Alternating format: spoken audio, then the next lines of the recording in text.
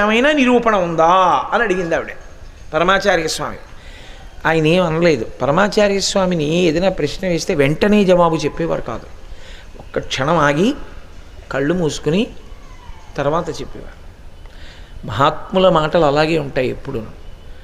ఆయన అన్నారు, ఒక పని చేయమ్మా, నేను చెప్పడం తర్వాత చెప్తానులే. ఇక్కడ 3వ వీధిలో ఒక ప్రసూతి హాస్పిటల్ ఉంది. ఒక కాగితం పెన్ను పట్టుకెళ్ళి ఎన్ని గదులు ఉన్నాయో చూడు. ఇవాల్టి సూర్యోదయం నుంచి రేపు సూర్యోదయం పరిమితి పెట్టుకో. ఎన్ని గదులు ఉన్నాయి, తల్లిదండ్రులు ఎవరు, ఏ పిల్లలు పుట్టారు, వ్రాసుకుని రా అన్నారు. ఆవిడ మర్నాడు వచ్చింది. ఏమైంది అన్నారు.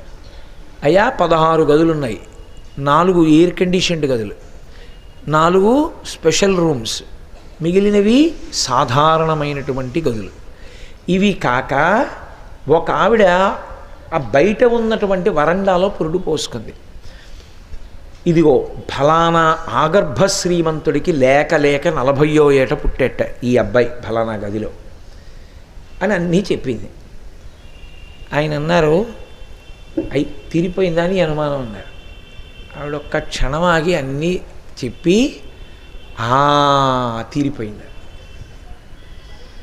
ఆగర్భ శ్రీమంతుడికి కొడుకుగా పుడుతూనే వాడు వారసుడు అయిపోయాడా?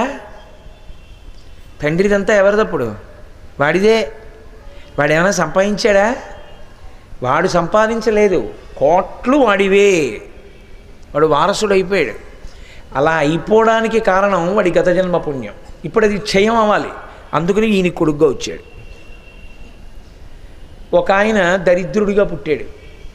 గత జన్మలలో చేసుకున్నటువంటి పాపం అలా పుట్టించింది. తర్వాత ఒకవేళ ఐశ్వర్యవంతుడు కావచ్చు, అప్పుడు పుణ్యం మళ్ళీ అనుభవంలోకి వచ్చింది.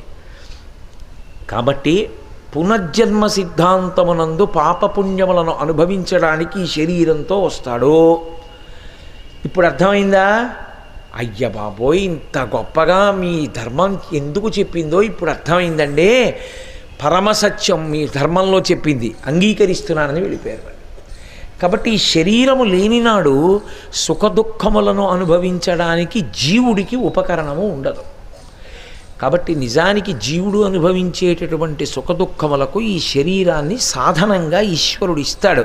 అందుకే దీనికి శకటము అని పేరు. బండి ఇది 2 చక్రములతో నడుస్తూ ఉంటుంది. ఇందులో మనుష్య ప్రాణికి బుద్ధినిస్తాడు. ఈ బుద్ధి చేత మనుష్యుడు ఏం చేయవలసి ఉంటుందంటే, గత జన్మలలో మనసు పట్టుకొచ్చింది చూశారు వాసనలో. పుడుతూనే మీరు చూడండి,